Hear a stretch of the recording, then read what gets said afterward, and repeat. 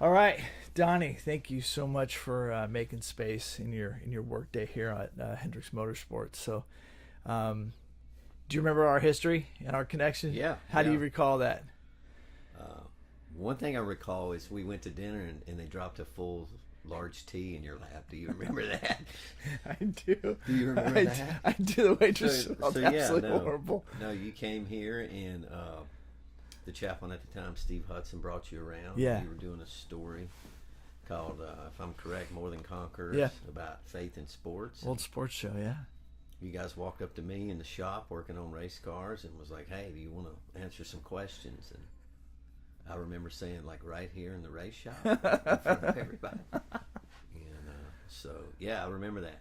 That put you on the spot, didn't it? Yeah, it did. Absolutely. So I remember after the whole program was edited and put on the air, we were having some condition, just basically where was the show going to land, what time of day was going to play. And I remember, and being in television, you're hoping that you don't get the midnight hour, you know, that people are, the TVs are going to be off and they're going to be gone to bed. And we ended up in a time that I just accepted it. Just, this is in God's hands. I was just accustomed to just cut it and put it out there, and whatever the Holy Spirit's going to do with it is going to happen. And I heard from you maybe just a couple months later. Can you tell us that story about that guy reaching out to you? So, yeah, there was a gentleman out of Tennessee who I did not know, but I had come home one night. This was back in the answer machine days, and if you remember those, and there was a message on our answer machine at home, and it was really late at night, and normally I would have just went to bed, but I decided to. It was late, so I decided I would answer it, and it was a gentleman saying that he had watched this show, More Than Conquerors, that he was on having dialysis, and he would have to go in like super late at night, like 3 in the morning or something. He's in there, and he was a diabetic and had some kidney issues, and so he would sit in there while they were doing the dialysis. They would watch TV, and that show just happened to come on TV, and he was a big Dale Earnhardt Jr. fan. And as he said on the answer machine, "Hey, I watched this show, More Than Conquerors, and if you're the guy, Donnie, that was on the show, I just want you to know I'm the biggest Dale Earnhardt Jr. fan there is, and man, I would love for you to call me." And of course, I thought, well, man, how many people are the biggest Dale Earnhardt Jr. fans? And at the time, I was on Dale Jr.'s team here at Hendrick Motorsports, working on his cars, and so the story kind of showed that. So he somehow found my phone number. That's crazy. And that's how it all started. Yeah. That's wild. So he ended up accepting Christ. Well, it's interesting. I was a little reluctant to call him because sometimes when you're in a professional atmosphere like that, you get a lot of people that want you for many things. But something just told me to call the guy and just see what he had to say. And reluctant, I called him, and he said, "Hey, man, you were the guy on the video." And I said, "Yeah, I was the guy on the video." And, the first 5 minutes, he just talked about Dale Jr. and how he was a big fan. And then, of course, in my own mind, I was like, well, that's what I thought. He just wanted to talk about racing. He goes, "But that's not why I called you." He said, "I called you, man, because I'm dying." And, of course, right then I was like, "Do you mean like right now?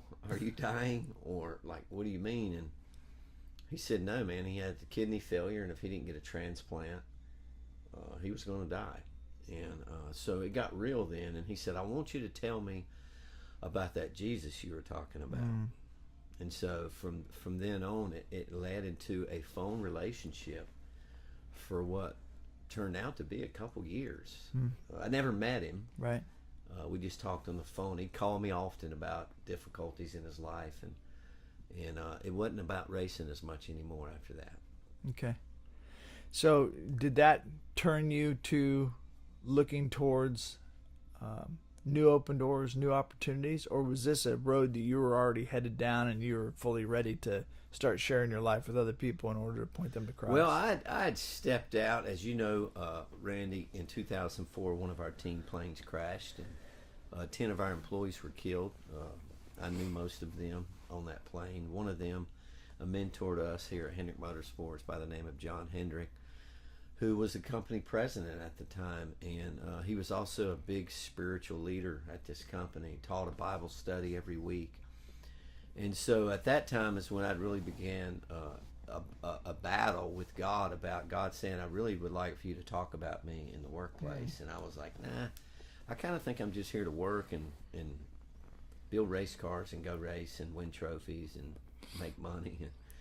But God would not release me from that. He bugged me to death about that. And, he pretty much got me to a breaking point, but I didn't feel like I was adequate enough, trained up enough.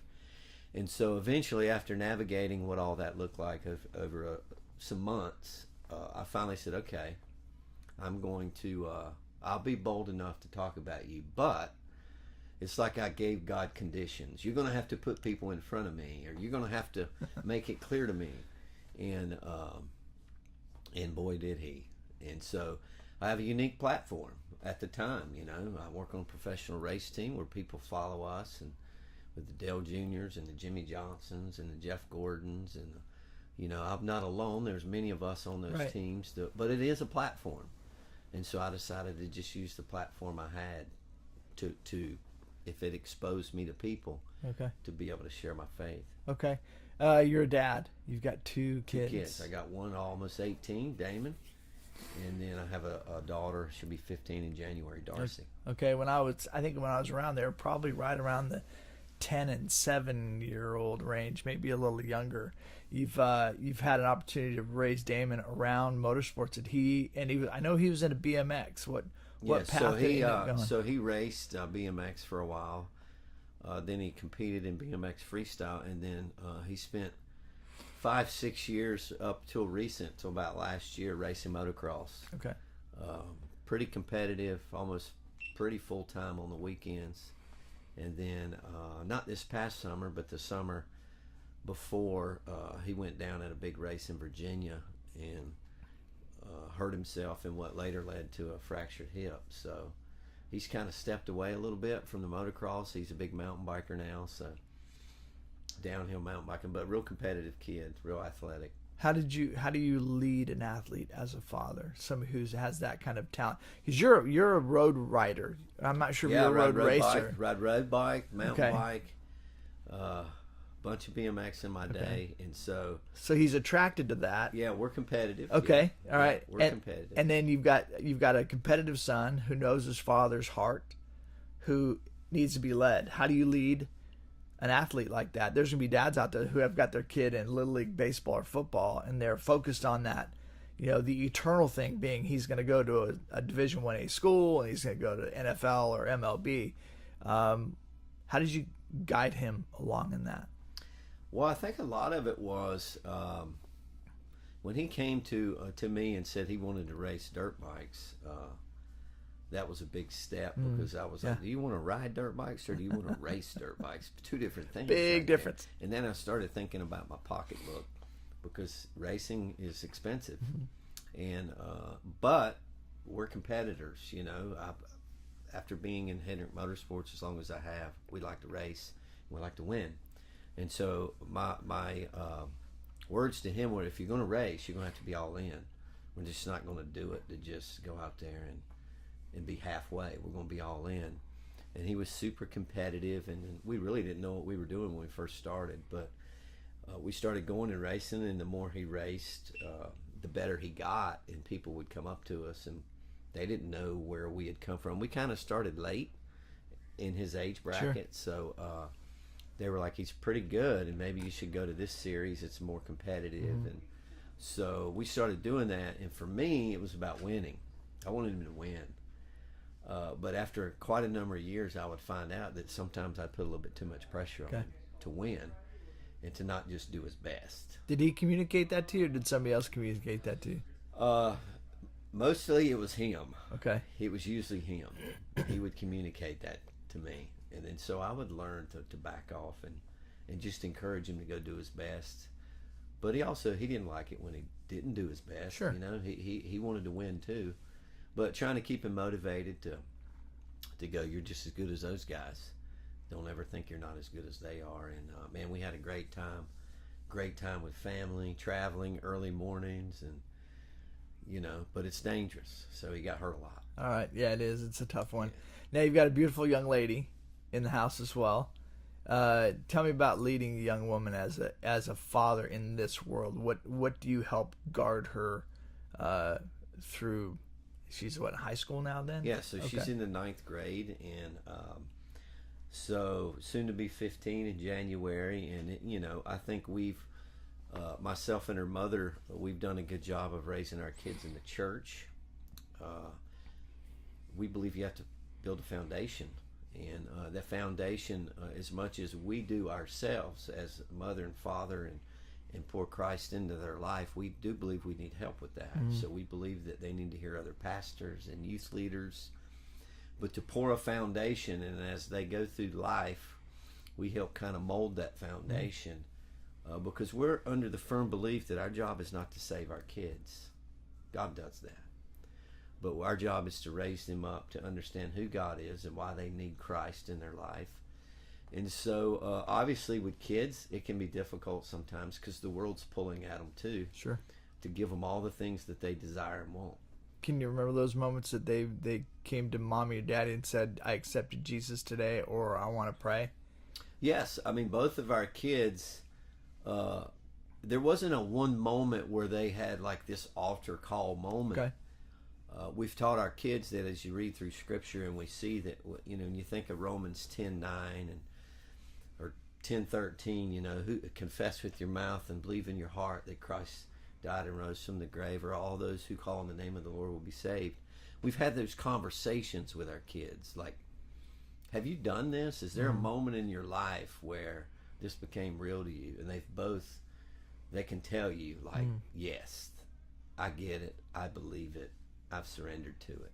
And so with that, we just continue to move forward to disciple and help them grow. But they're still teenagers. They're still kids doing life. And so we've had those battles, and those, we live in a digital age. So much of the battle for parents today is, a cell phone. Right. The digital age. And they have more knowledge than we've ever had. Right. I can go to my son and talk about something in life, and he'll just Google it. And sometimes I've actually been corrected because Google corrected me.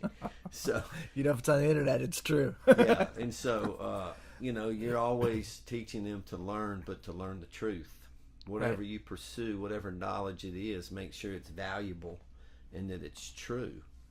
And so we have good kids. We're really blessed that our kids, man, they're not troublemakers. They do a good job of believing what they believe and just trying to do life. They're teenagers, which is great. Yeah. So it sounds to me, okay, so you came on the team as a team member, and so you've got some mechanical background, you've got a fathering background, you've got a coaching background for your son, you've got parenting, husbandry. Sounds like you bring a lot of those items here to work to do ministry. What's a day like? What's the temperament of acceptance of having a chaplain on site? We're in a place where you have secular and Christian people, sinners, not sinners. We're all sinners, but believers, non-believers mixed together. Yeah, well, I think, I've been doing the chaplaincy role with Motor Racing Outreach here at Hendrick Motorsports since it's been about 3 years and a month, this month. And the unique thing is we're blessed here because Mr. Hendrick is a believer. He and his wife are followers of Christ, and it being a private company, they do believe that as people come to work every day, and I believe this, and I've tried to instill this in all the people that work here, all 600, when they park their car in the parking lot, they don't leave their life in their car. They take it into work with them.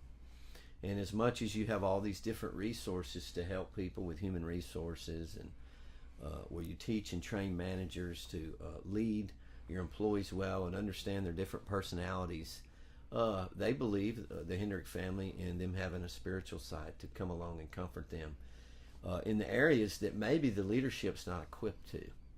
And so that's where Chaplain comes in. You see it a lot in corporate chaplaincy across America, where you say, hey, how can we get in and help our employees with personal life issues like marriage, finances? Maybe it's with a coworker or a boss. Maybe they're just dealing with some other personal issues in their life. You think about divorce and family issues, kids, right? Raising kids.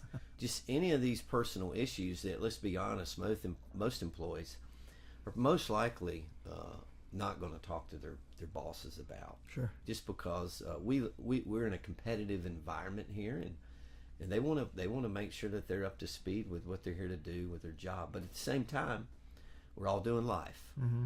And so my role is to come alongside and help with the spiritual and emotional well-being of the employees that will allow me to. Like you said, not every employee here is a follower of Christ, right. a Christian. And so as much as I'm here to help disciple and build believers to follow Christ and be who he's called, for them to be who we've been called to be, there are people here that don't believe in that. But I think that you can still love on them the same. They still have the same issues. Sure, yeah. I think the difference with what I do is I filter the answers to how we fix or help those problems to a biblical worldview. So when, say it's someone that comes in with divorce, issues with their marriage, and obviously we try to do marriage our way, and we get Sure. to a place where it's difficult. So our way's not working. And so now what do? There's definitely good professional counselors out there, but I believe ultimately we need to look at what God says marriage is. And so when they come to me, I will always filter it through what God says and through that lens. Okay. And they so, know that when they're headed to the door, right? They pretty much know that's who I am. Good. You know, and we do it. I do it in a loving way, non-judgmental. You know, God's called us to love people. Sure. Right where they are. Amen. And so that's what we've been called to do. So much of what I do here is I lead devotions throughout the week at different departments during their break times. So I have a good group of those devotions that go on all throughout the week with employees. They're just little 15-minute devotions that are about life issues and how we can become more like God's called us to be. And then on Wednesday, we have our fellowship lunch, which is started 20 plus years ago by John Hendrick as a small Bible study. And now it's called a fellowship lunch, where the employees are allowed to come to the team center and get a free buffet meal and then fellowship. And then I speak a message relevant to their life, about biblical worldview, about life issues. Okay. And so it's a mode to disciple. And, you know, we have 90 to 100 employees show up for that every Wednesday, and it's just 1 hour. And then outside of that, it's getting around the campus and just talking with employees and learning about them, what's going on in their life, is there anything I can help them with, if I can pray with them. And usually after a while, the more you do that, the more people reach out to you. Yeah. You know, from weddings to funerals, Sure. to, you name it. How do you draw men into this specifically? Because the reason why I jumped into this pool of creating a podcast is I shared my story in front of a bunch of people, and the story came down to that I'd received a phone call one day on my way home from work, and the person on the other end of the phone had told me that my cousin Steve had committed suicide. Now, I knew Steve's life, and I knew where he was spiritually. I knew where he was emotionally. And so for me, the disappointment and the hurt came when I understood that he just lost his value, and he'd lost his connection, and he lost his connection to men and to God. He'd lost his value, and he really lost his way. And I can't say it's understandable. It's still a mystery to me, but I understand the pain. And so my question is when you have men that are traveling a lot and in and out of town and have to work on being a family and a dad and a work teammate, etc., and they want nothing to do with Christianity, they want nothing to do with God, how do you draw and challenge those men into a space to hear the truth about whatever changes they want to make? They can look to God and find that strength and find that peace and commit their ways differently. How do you draw them into that conversation? Well, I think ultimately you have to be approachable. You know, I think as much as we as a humanity try to walk around and pretend like we have it all together, I think you know, there are many people whose life is doing great, believer or non-believer. Sure. Their lives are doing well. They're blessed. Their finances are good. Just life's well. But then there's also this time when life is not well. You know, be it something going on in their marriage or with their kids or a coworker or a family member. And so there are times I think that men want to talk to somebody, but they're afraid of who are they going to talk to that they can trust that's not going to go out there and blab or make them look less than, because you know our pride makes us, I want to look like I got it all together. And so if I got it all together, people maybe will like me more. But that's not always the case. There's plenty of men out there that are going through difficult times, and so who are they looking to that they can trust with confidence that, hey, I can get this off my chest, or I can talk to someone about this, and I know that they're not going to judge me, they're not going to tell anyone, they're just going to keep it between them and me.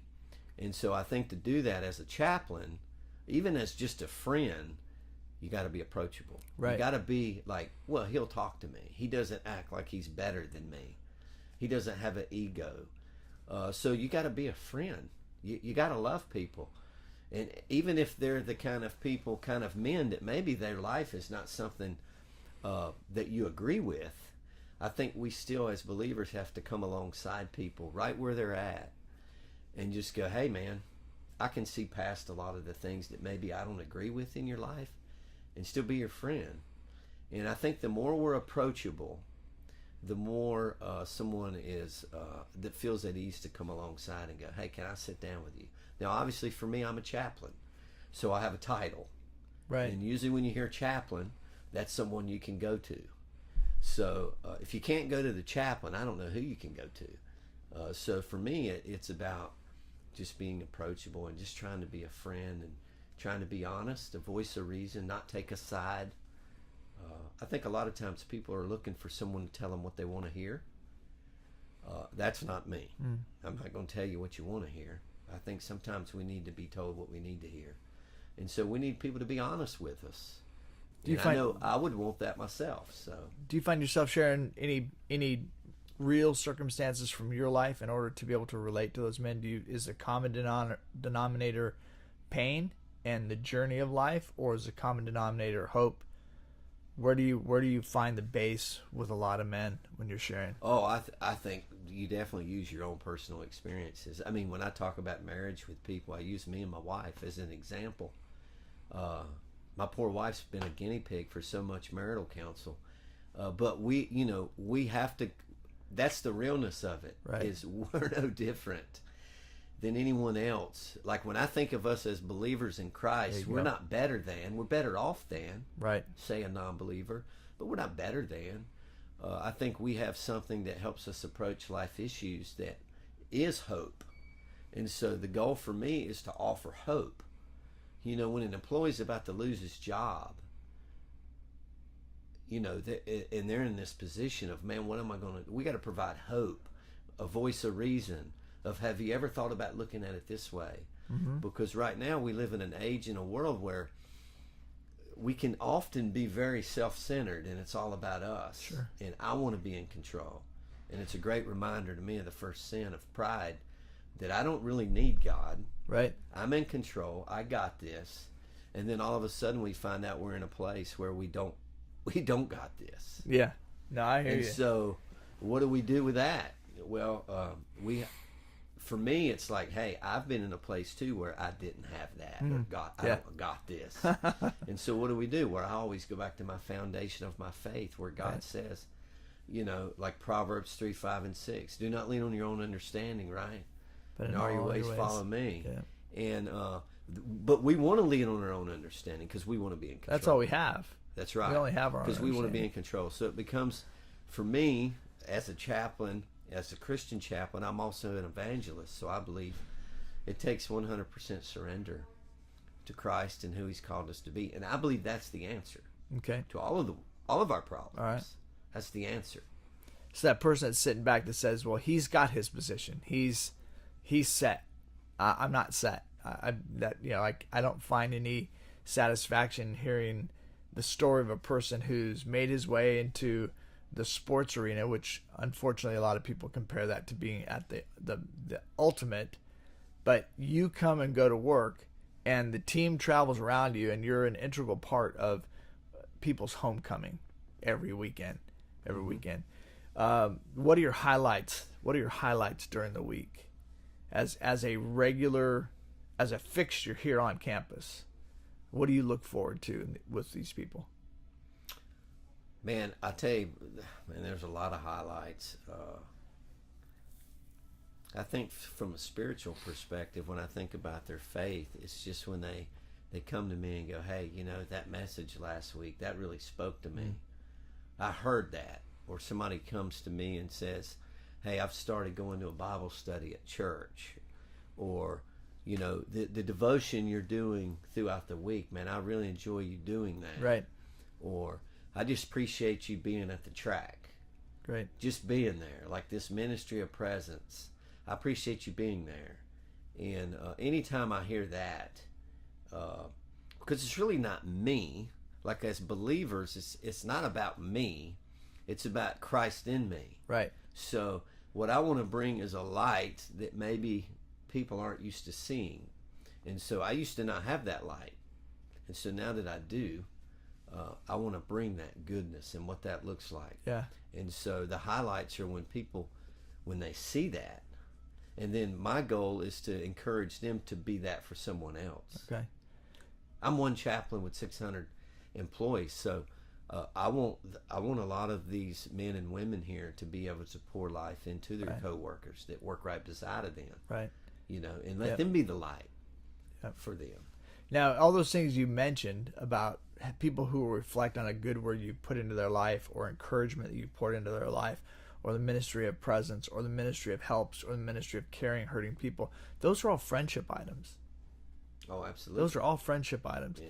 So, to close, speak directly to talking to me, but speak directly to the men who say, I'm lonely and I don't have friends, and what they need to possibly do some internal work to say, maybe I'm not a friend.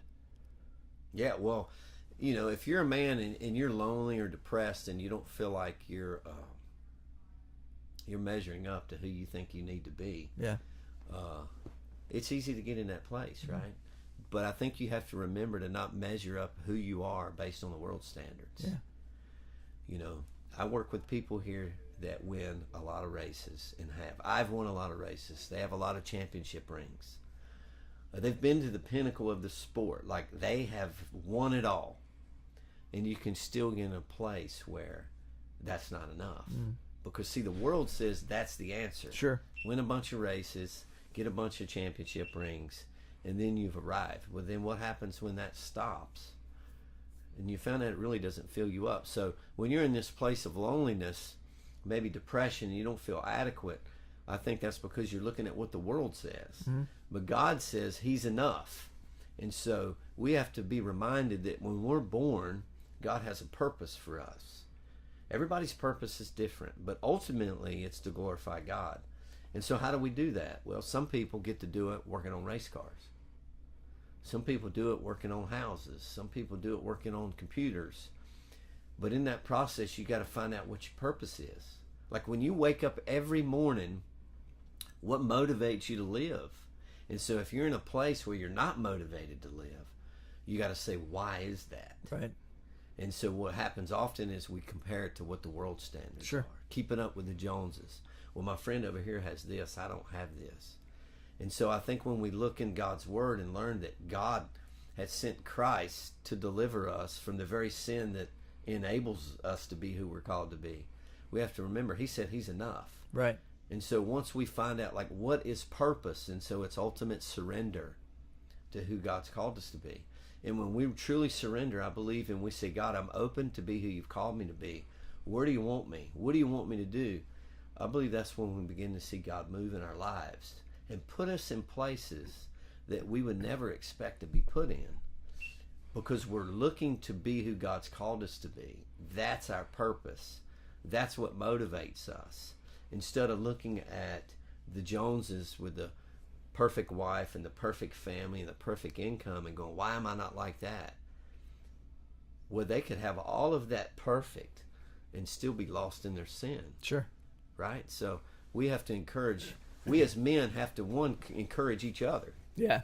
Right? Yep. And we have do to that, come alongside and share each other's burdens. Right. So the beginning of being who God's called us to be as men is we got to be a friend. Right. We've got to come alongside and go, hey, man, maybe I need to take so-and-so to lunch today. Maybe I need to pour into him or just listen all day. Right. And just comfort and let him know that, hey, you care about me. Yeah. And all men need that. All men Yeah. need somebody to step in really into the intersection and just cross paths with them. I know. So in a recap, all the things I've listed that you are on the outside, your functions, father, husband, chaplain, worker, teammate, former teammate, current chaplain, current person on the floor that makes the rounds.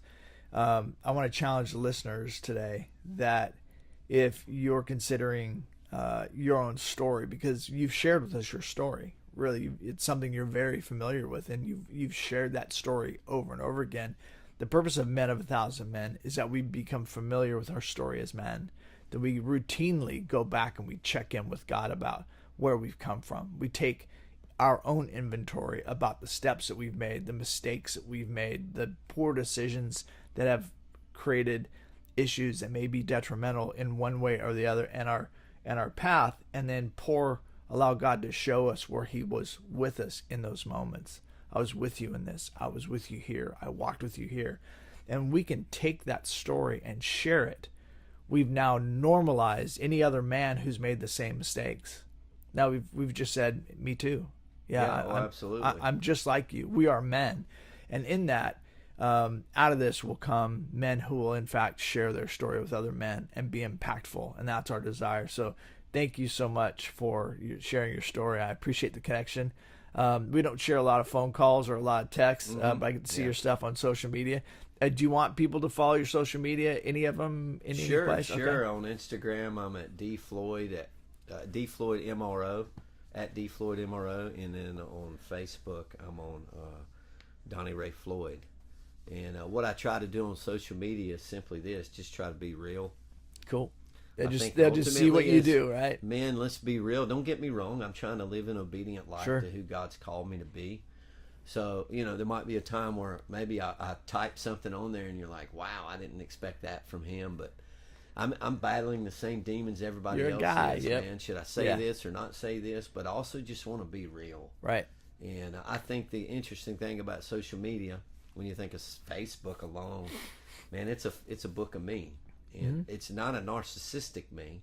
It's just as who I am. Right. Man, hey, and I don't put all my failures on there.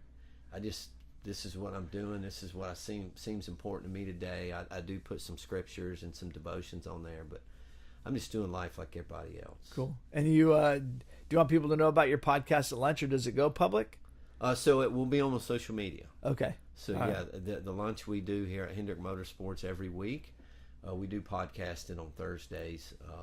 It's on Podomatic.com under John Hendrick Fellowship Lunch. Okay. But on social media, on Facebook, it gets posted up every week where you can just click the link. Very cool. NASCAR fans, there's a podcast for you right here from Hendrick Motorsports. Yeah. Near Charlotte Motor Speedway. So fun stuff. Thank you very much, Donny. Appreciate your time, Thank man. you, Randy. Thanks for coming. Bye, buddy.